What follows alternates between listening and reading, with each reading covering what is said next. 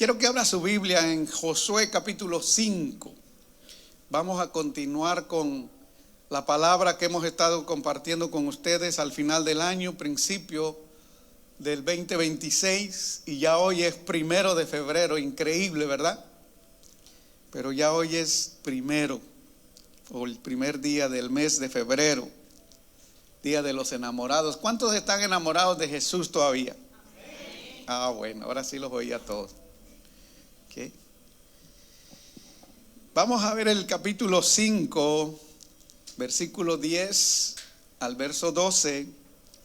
Y solo quiero dejarles saber que la palabra que voy a compartir hoy la hemos titulado que en la nueva temporada hay cosas que se detienen, ¿okay?, o desaparecen para dar entrada o para darle paso a otras que Dios tiene para ti. Y me gozaba el domingo anterior que llegamos acá con un testimonio que nos daba una hermana respecto a un proyecto de familia, una bendición que llegó a su vida.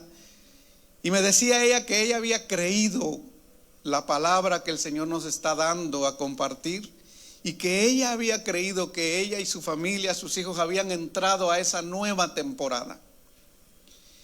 Y después escuché a otra persona que me dejaba saber otra buena noticia, que también está creyendo, ¿okay?, que sí hemos entrado a una nueva temporada, a pesar de que hay cosas que pareciera que nos dicen lo contrario, que las cosas siguen igual. Pero no se deje engañar por lo que escucha allá afuera o por lo que sus ojos naturalmente ven, porque algunas cosas son verdad, otras no. Especialmente en el tiempo que vivimos, donde la inteligencia artificial está haciendo de las suyas, y aquellos que saben trabajar un poco eso, están tratando de confundir al ser humano. La única verdad es Cristo. Y quien sabe todas las cosas cómo terminarán es el Señor. ¿Cuántos lo creen? Entonces Dios como Padre está en control de todas las cosas. Y yo creo, y seguiré creyendo el 2026, y hasta donde Dios me dé fuerza para seguir adelante, que estamos en una nueva temporada. Amén. Entonces, en esa nueva temporada hay cosas que van a desaparecer, cosas que se van a detener para darle paso a otras que Dios tiene preparadas para ti. En Josué capítulo 5, versículo 10 dice la palabra del Señor: y los hijos de Israel acamparon en Gilgal y celebraron la Pascua a los 14 días del mes por la tarde en los llanos de Jericó. Me detengo un momentito ahí. Este mensaje lo había preparado para ese domingo que no pudimos llegar. Ese domingo que íbamos a compartir la Santa Cena. Para ese domingo yo tenía preparado este mensaje por dirección del Señor, porque yo estaba en mi casa, estaba en la sala, estaba meditando en la palabra y pensando en voz alta qué voy a compartir con los hermanos, qué más sigue de la enseñanza.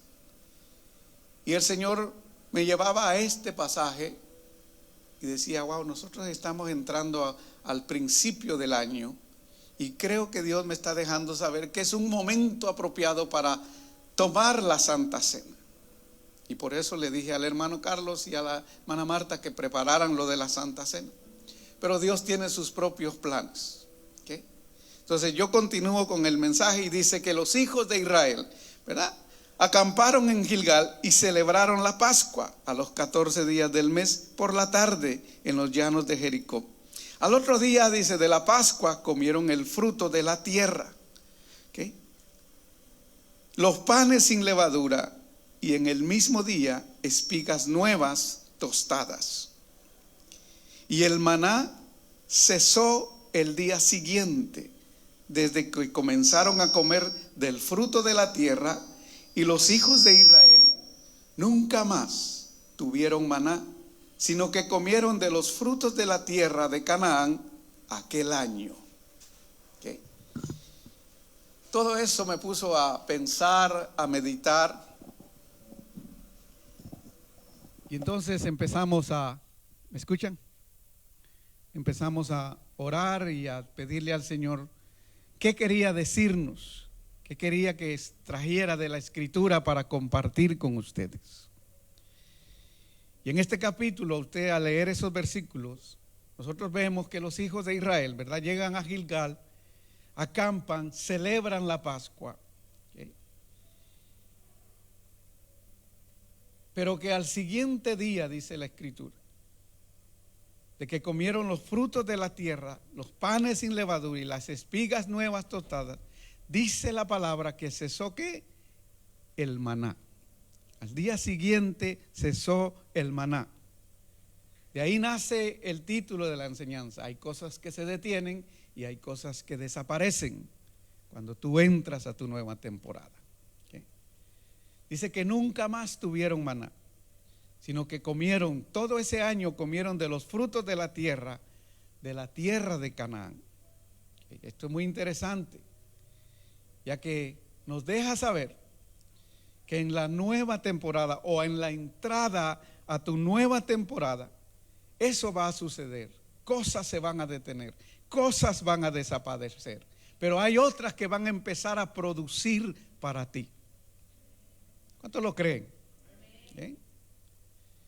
Yo no sé si ustedes sabían o saben que los frutos de Canaán no son solamente alimento natural para nosotros o para ellos en aquel tiempo. ¿Okay? Los frutos de Canaán, ¿verdad?, no solamente son alimento para subsistir como persona. Esto tiene un lenguaje espiritual. Esto es algo simbólico también. ¿Okay? Que nosotros debemos de aprenderlo para que en esta nueva temporada, ¿verdad?, no vivamos solamente de lo que palpamos y de lo que vemos, sino que la fe es la certeza de ¿qué? De lo que se espera, la convicción de lo que no se ve. Amén. Entonces esto te deja a ti saber que es algo simbólico, pero que tiene que ver con la bendición de Dios. ¿Cuántos quieren la bendición de Dios? Agárrala porque ahí está, es tuya. Tómala. ¿Okay? A los judíos esto, ¿verdad?, en el tiempo moderno les recuerda el pacto de Dios con ellos. A ellos les recuerda su herencia como pueblo. ¿Okay? A ellos les recuerda su relación entre ellos y Dios. ¿Okay? Cuando nosotros hacemos la ceremonia, por decirlo así, de la Santa Cena, ¿verdad?, no es simplemente un ritual que se debe de hacer cada mes o cada cierto tiempo en la iglesia. Es algo que nos lleva o que nos debe de llevar a nosotros a recordar, ¿okay?, la importancia de eso, porque eso nos hace a nosotros entender y recordar y mantener fresco en nuestro ser la relación con Dios. ¿Podemos darle un aplauso al Señor? Entonces los judíos saben eso, nosotros como cristianos debemos de saberlo, debemos de creerlo, debemos de entenderlo. ¿Cuáles son los frutos de la tierra de Canaán? Que yo me di a la tarea de anotar, de apuntar un poquito y sacar algo de ahí. Creo que voy a ver 3 el día de hoy, son varios, pero voy a tratar de ver 3 porque hay algunos que me llamaron mucho la atención. ¿Okay? Los frutos de la tierra de Canaán son trigo, cebada, vides, higos, granadas, olivos, dátiles. Estos simbolizan la bendición, la abundancia, pero sobre todo la promesa cumplida de Dios. Recuerde esto, simbolizan bendición, abundancia, ¿okay?, pero sobre esas cosas simbolizan la promesa que Dios les había dado, se estaba cumpliendo para ellos. ¿Okay? Iban a entrar a la tierra prometida. ¿Okay? Su nueva temporada. Dios también, a través de eso, representaba la relación especial con Él, el pueblo con Él. Cada vez que ellos se alimentaban de eso, ellos tenían que recordarse: hay una relación con el Creador. Tenemos una relación con el Dios Todopoderoso. ¿Okay? No es la madre tierra la que nos provee el fruto. ¿Okay? Aún la madre tierra, Dios la usa para que dé fruto, porque Dios le habló a la tierra. ¿Okay? Entonces, ¿quién es el que provee? El Todopoderoso. ¿Okay? Entonces, a nosotros esto el día de hoy es una figura. ¿Okay? Esto el día de hoy a nosotros nos deja saber nuestra herencia espiritual. ¿Okay? Que el sustento divino que tenemos de parte de Dios. ¿Okay? Nosotros no dependemos de lo que la madre tierra pueda proveer solamente. Nosotros dependemos de la mano poderosa del Dios al que servimos.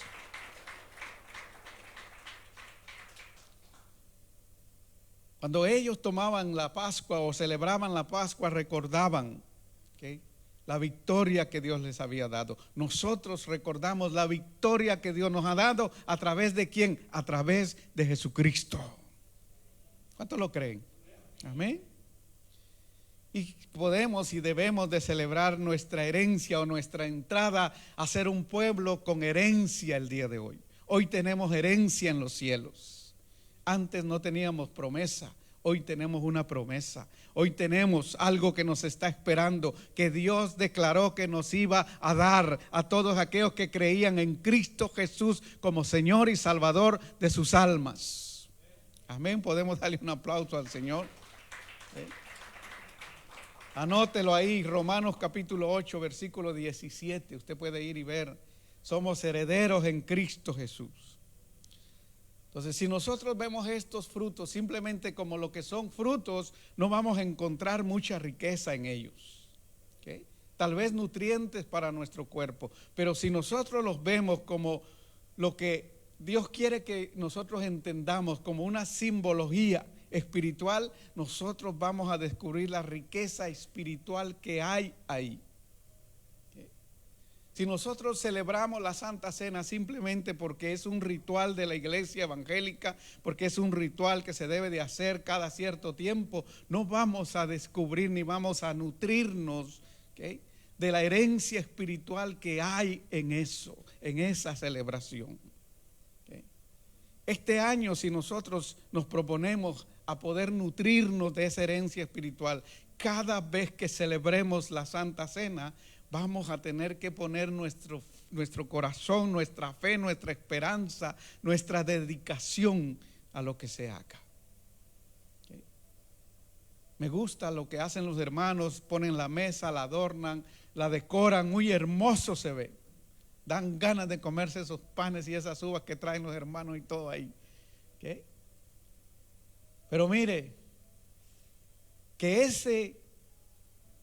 esa decoración que se pone acá, usted se la grabe en su corazón, en su mente, y el día que se anuncie la Santa Cena, la otra semana vamos a tener Santa Cena, mire, decore su vida, adorne su corazón, adorne su alma, adorne su ser con lo mejor que usted tenga, para poder venir delante del Señor y sentarse a la mesa para poder compartir junto a sus hermanos lo que Dios nos está dando.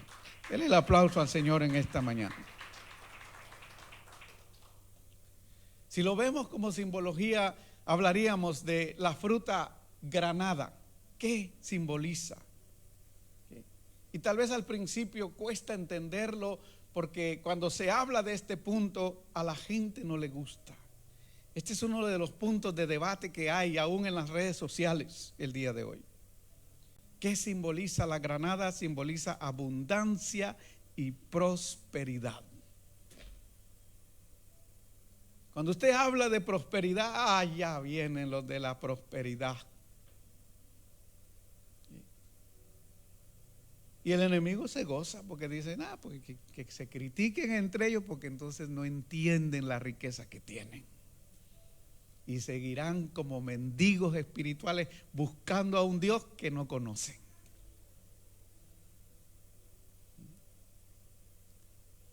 Pero cuando tú empiezas a descubrir las riquezas espirituales que Dios te ha dado, tú dices, Señor, abundancia y prosperidad. Gloria a Dios. Porque eso tiene que ver con la tierra que Dios te prometió. Usted puede buscar en Números capítulo 13 versículo 23 y en Deuteronomios capítulo 8 versículo 8 las promesas de Dios. Que les iba a dejar entrar, que los iba a llevar a una tierra que fluía, que leche y miel. Una tierra de prosperidad. ¿Y de dónde los estaba sacando? De la esclavitud. Donde ellos no tenían nada más que cebolla para comer. Pero mire, muchas veces pensamos que nosotros no podemos o no merecemos prosperar. Esa es una de las doctrinas de la iglesia. Eso es muy peligroso, hermano. Porque si tienes poco o no tienes nada, llegará un momento que dudarás de la gracia y el amor de Dios. Y te preguntarás allá dentro de ti, ¿dónde está Dios? Pero Dios quiere que tú creas a su palabra. Dios quiere que tú creas a sus promesas. Quiere prosperar tu vida en todo el sentido de la palabra. Te voy a explicar un poquito de cosas acá. Pero entonces, hablar de prosperidad, hablar de bendición o de abundancia, hay mucha gente que no se cierra su corazón. No, yo no merezco prosperar. O no tengo la capacidad para prosperar, no tengo la capacidad para tener abundancia. No sé tener abundancia. No sé cómo administrar la abundancia. Nosotros tenemos que creer que nuestra prosperidad, escuche, tenemos que creer que nuestra prosperidad proviene de Dios. ¿Okay? Él lo prometió.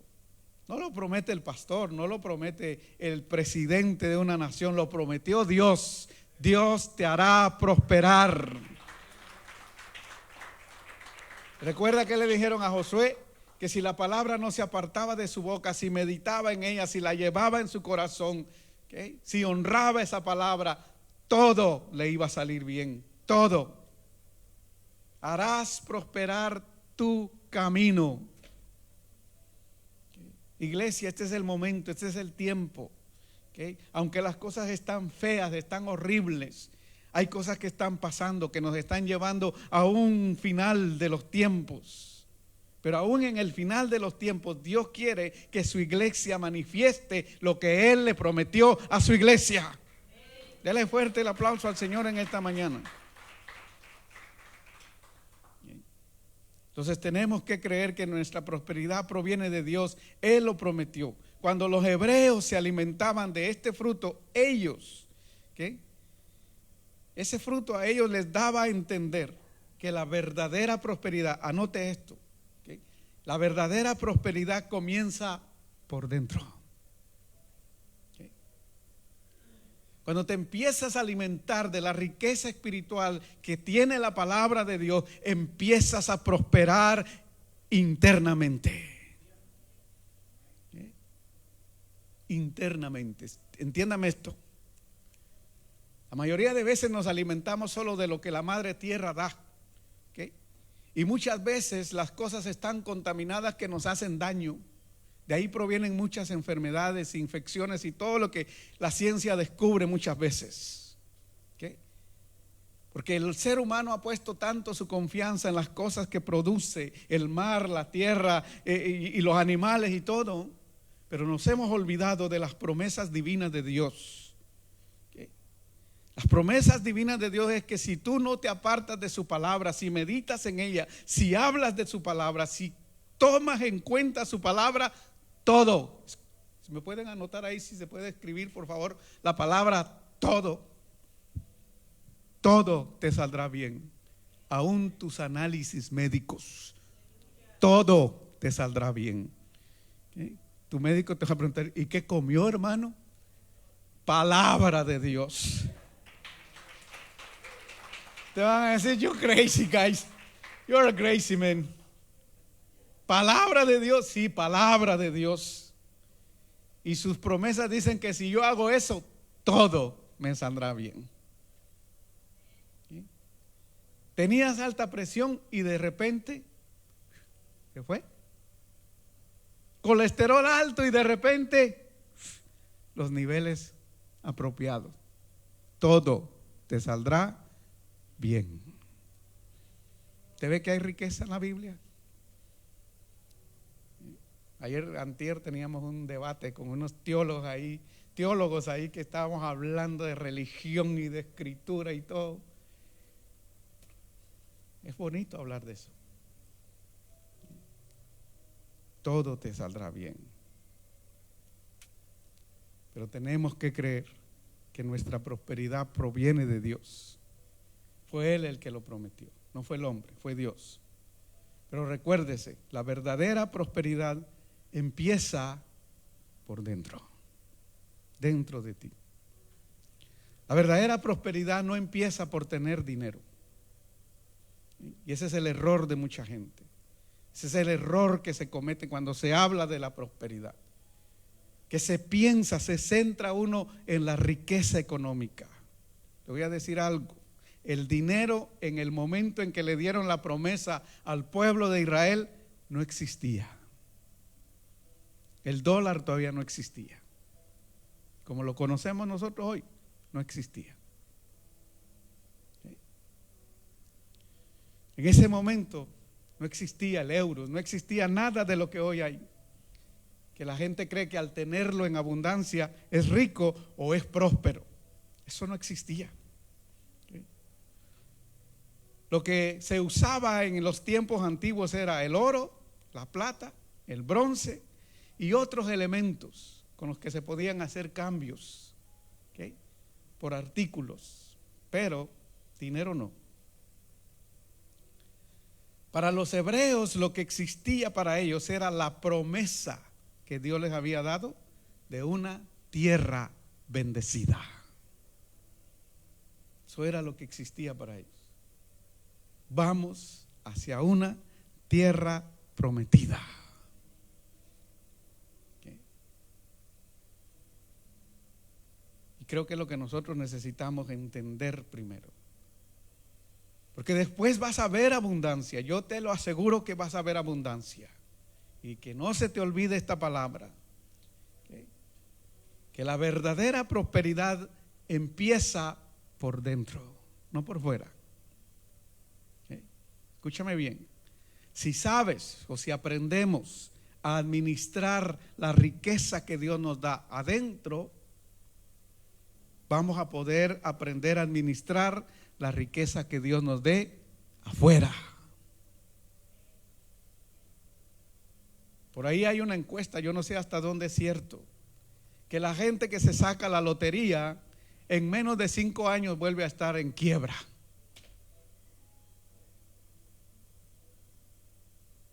Porque no saben administrar dinero. No saben administrar la riqueza que les llega a sus manos. Pero cuando tú emprendes y aprendes a administrar la riqueza que Dios te da dentro de ti, vas a saber administrar la riqueza que Dios te dé afuera. ¿Okay? Ay, pastor, se cayeron los amenes porque aquí nos hemos dado unas enfermas terribles. No, si hasta yo, hermanos, no se preocupen. Yo me estoy predicando a mí mismo también.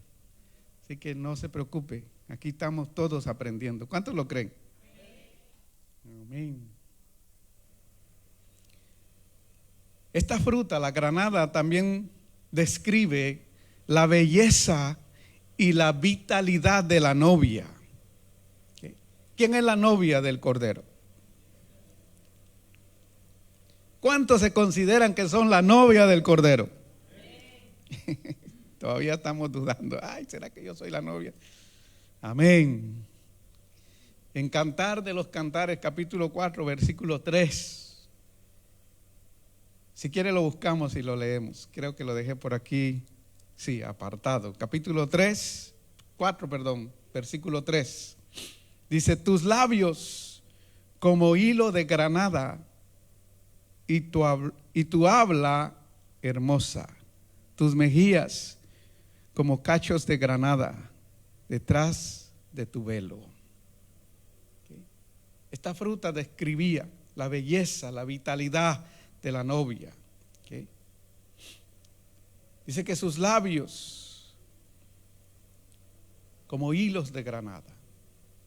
Esto habla o describe unos labios dulces, una palabra hermosa. Cuando tú te alimentas de la riqueza espiritual de la Escritura, tu hablar, escucha bien, tu hablar es dulce, es hermoso. Tu hablar es saludable. ¿Usted ve que la persona que no se alimenta de la palabra, lo que más le sale de su boca son maldiciones? Todo el tiempo está hablando mal, todo el tiempo está maldiciendo, todo el tiempo lo ve que no pasa nada bueno. Las cosas que acontezcan las ve que no tienen propósito alguno.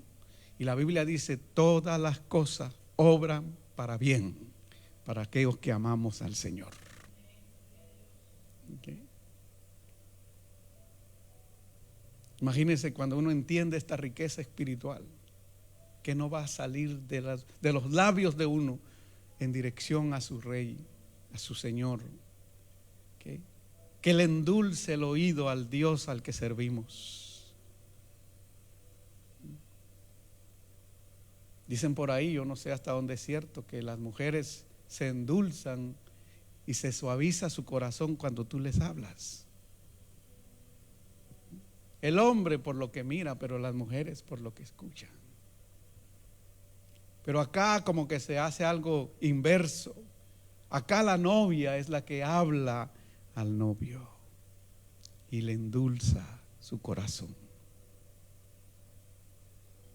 El novio la ve y dice, wow, esos labios que tú tienes. Ay, amor de mis amores, si pudiera darte un beso en esos labios. Y hasta la muchacha, puchica, pastor, es un poeta y loco. Músico, no.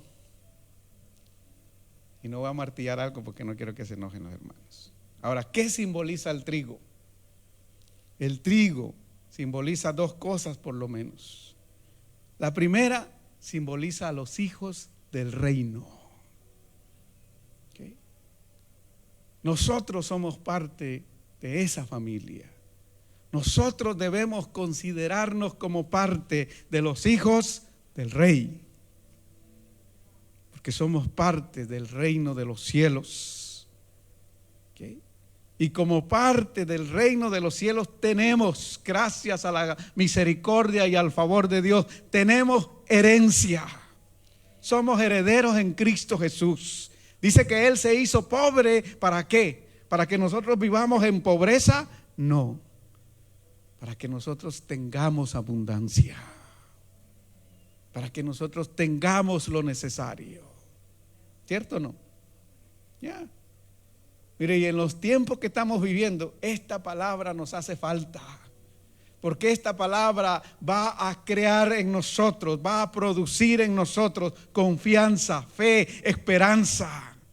Y vamos a ver puertas que se abrirán a favor nuestro. Vamos a ver que Dios va a proveer a favor de cada uno de nosotros. ¿Cómo? No sabemos, pero Dios lo hará.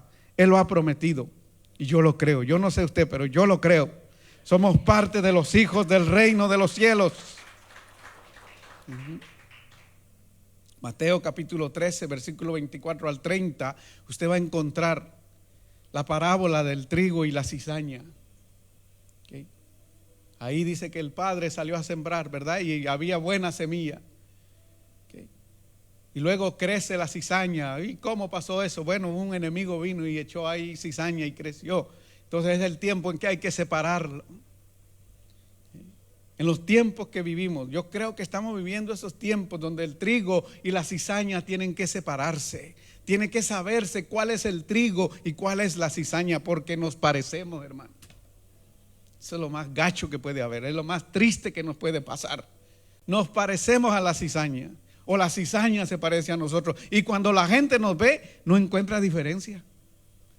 No, que cristiano, pues, my friend, no. Nos ven igual. ¿Qué?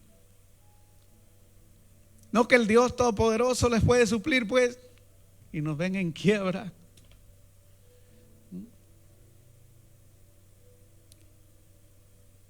Es el momento. Esto duele. Esta enseñanza duele. Esta enseñanza produce en nosotros ciertas cosas que yo digo, ay Señor, ¿por qué me metiste ahora en esto? Pero Él sabe por qué nos ha metido en esto. Pero el trigo y la cizaña, llega el momento en que van a ser separados. Va a tener que haber una diferencia. Proponte que seas trigo y no cizaña.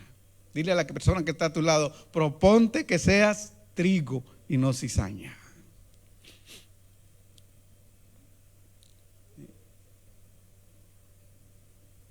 Cuando nosotros nos lleguemos a alimentar de trigo, entendamos, somos eso, somos trigo y no cizaña.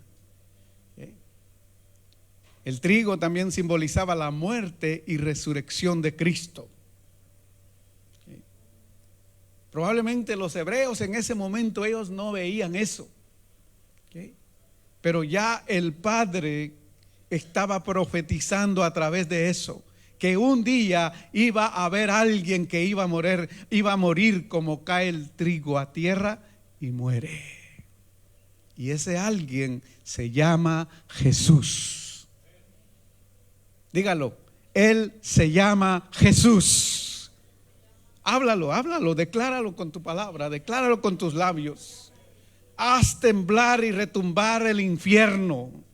Ese alguien se llama Jesús. ¿Ya? Decláralo.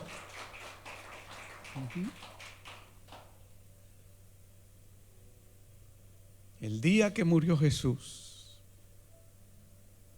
estaba determinado que iba a haber una multiplicación.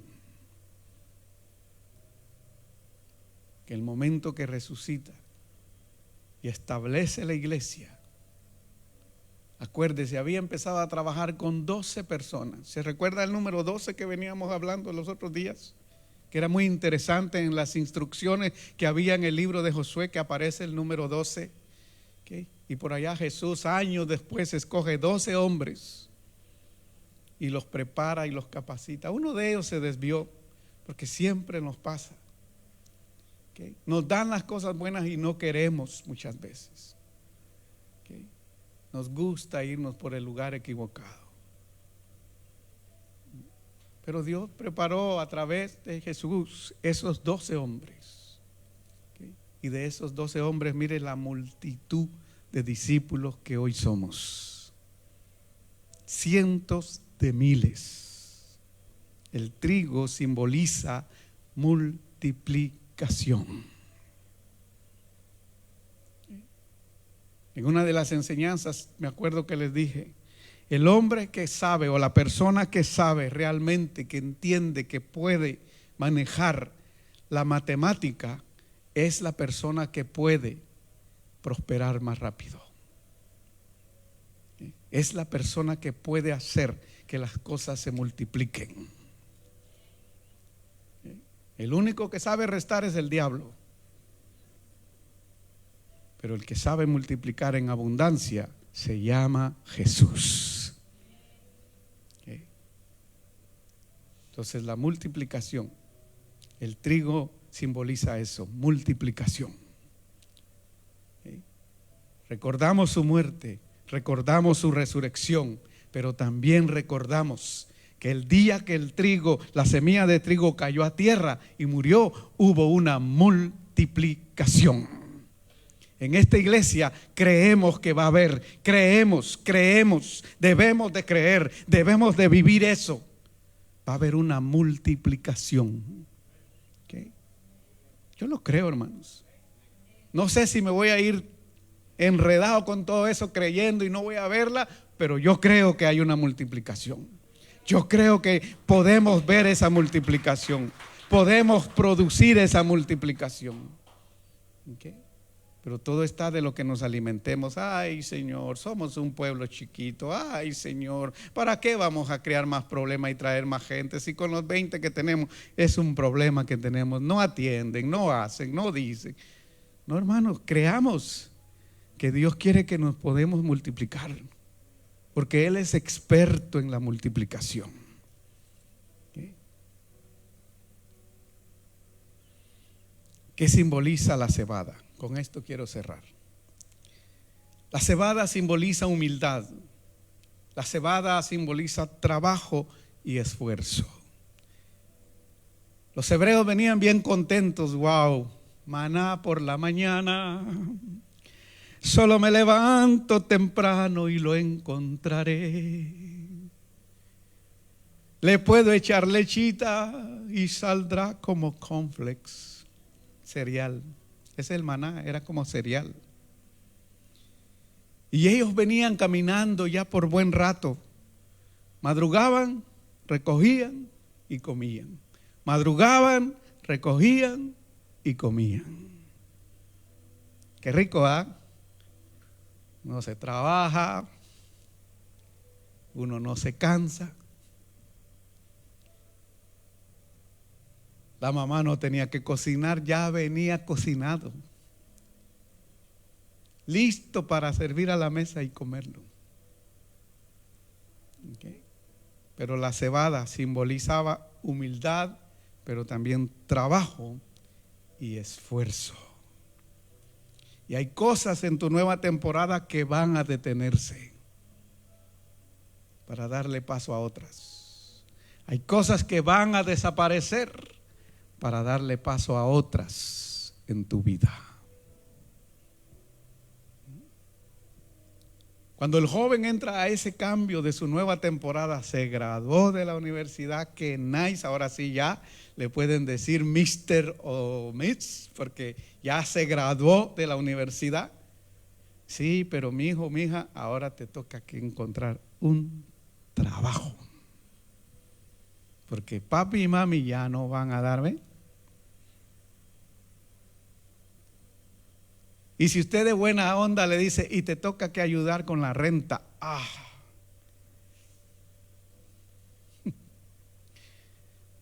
Es que hay cosas que en tu nueva temporada van a desaparecer. Se van a detener. Trabajo y esfuerzo. Los panes,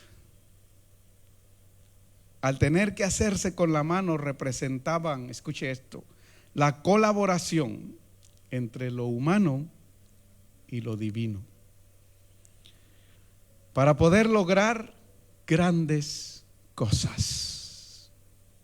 ¿Recuerdan que un mensaje les dije que las cosas grandes no se logran solo? Necesitas un equipo. Y si entre tu equipo el primer lugar lo tiene Dios, créeme que vas a alcanzar cosas grandes. Lo vas a lograr. Yo no sé si ustedes saben la historia o recuerdan la historia que está en el Evangelio de Juan, capítulo 6, versículo de 9 al 14. ¿Okay?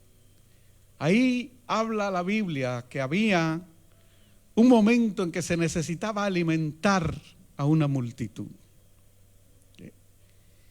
Y que el Señor les pide que alimenten esa multitud. Y los discípulos, como todos nosotros, ¿verdad? Los cristianos nos ponemos como, ¿y ahora qué hacemos que no tenemos? ¿Y ahora qué vamos a hacer porque no nos alcanza? Y por ahí aparece un niño. ¿Y qué es lo que trae el niño? 2 peces y creo que son 2 panes, si no me equivoco. Y ellos dicen, pues vamos a ver qué hace el maestro con esto. Y se lo llevan. Y todos creo que sabemos la historia, cómo termina, ¿verdad? Dice que el Señor multiplica aquello que le habían llevado. ¿Por qué anoté ese capítulo 6 del Evangelio de Juan, versículo 9 al 14? Porque eso tenía que ver con ese fruto de la tierra prometida. Ese fruto, esa semilla de cebada, con la que se producía el pan, donde el hombre ponía su esfuerzo, el hombre ponía su talento. Escúcheme bien, no se distraiga. ¿Okay? El hombre ponía su talento, el hombre ponía su esfuerzo. ¿Okay? Imagínese aquella madre que viene y le da al niño: llévate para el camino, mi hijo, 2 panes y 2 peces. Por si te da hambre, te los comes. ¿Okay? Había pasado un proceso para conseguir esos peces. Había pasado un proceso para poder hacer esos panes. Probablemente el niño no había valorizado el proceso de la mamá o del papá. ¿Okay? Pero el niño, como es niño, cree. El niño, como es niño, muchas veces deja el egoísmo y comparte, ¿verdad que sí? Y cuando se los pidieron, porque yo no creo que se los arrebataron, sino el Señor los hubiera llamado a atención a los discípulos. El niño tal vez haber dicho: esto es lo que yo tengo, no sé para qué sirva, pero a mí mi mamá me los dio para el camino. ¿Okay? Jesús, que sí sabía que había habido una colaboración entre lo humano y lo divino, dijo: sienten la multitud. Le dio gracias al Padre y multiplicó los peces y los panes. ¿Okay?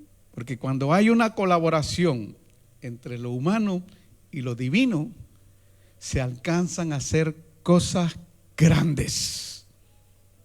Espero que lo creas, para que te atrevas el día de hoy y en este año a depositar tus sueños, tus proyectos, tus empresas, tus metas en las manos del Dios Todopoderoso.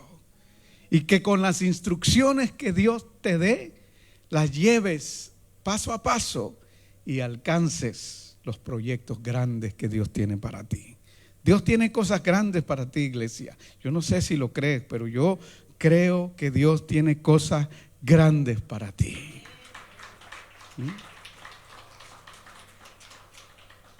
Ahora escucha esto.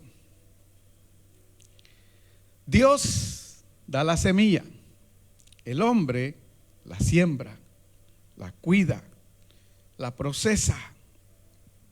¿Okay? El hombre probablemente la procese como pan, pero Dios la multiplica como alimento. Que no se te olvide esto. Dios te da tu siembra, tú cuidas, procesas, inviertes y Dios se encarga de multiplicarte. Te lo repito: Dios te da tu siembra, o Dios te da y tú siembras. ¿Okay? Dios te da y tú siembras, tú cuidas, tú procesas, porque tratas la tierra, trabajas la tierra. ¿Okay? Ya que de semilla produces el pan. ¿Okay? Y el pan probablemente lo inviertes. ¿Usted sabe cuántos panaderos son bendecidos el día de hoy?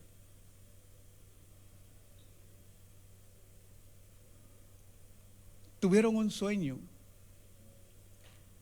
y emprendieron una panadería.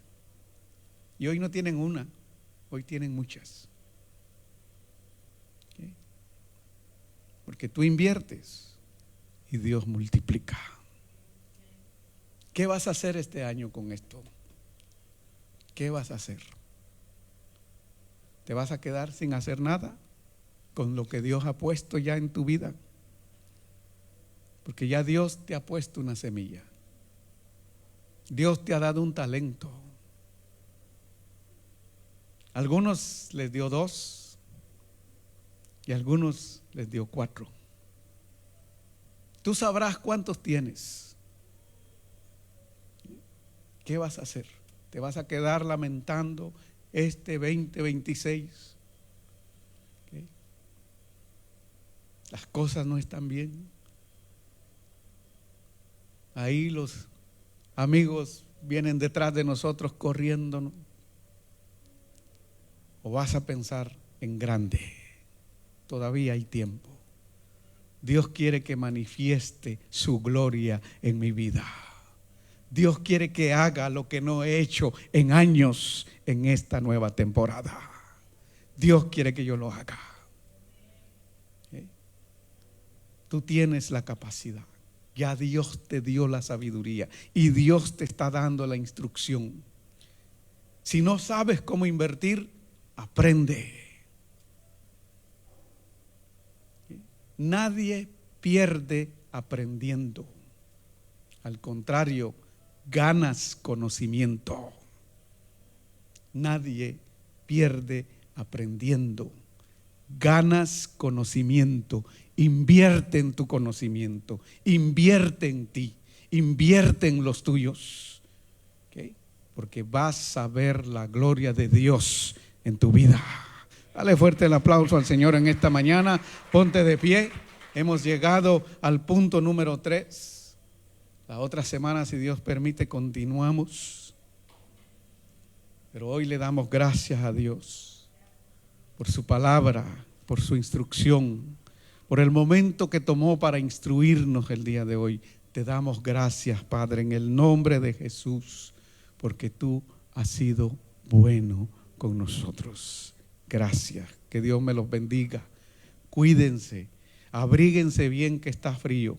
¿Okay? Pero no se detengan, sigan adelante, sigan buscando del Señor, sigan haciendo lo que Dios les está direccionando a hacer, porque entonces verán la gloria del Señor sobre sus vidas. Les quiero mucho, Dios me los bendiga. Oramos por ustedes y seguimos adelante. Amén.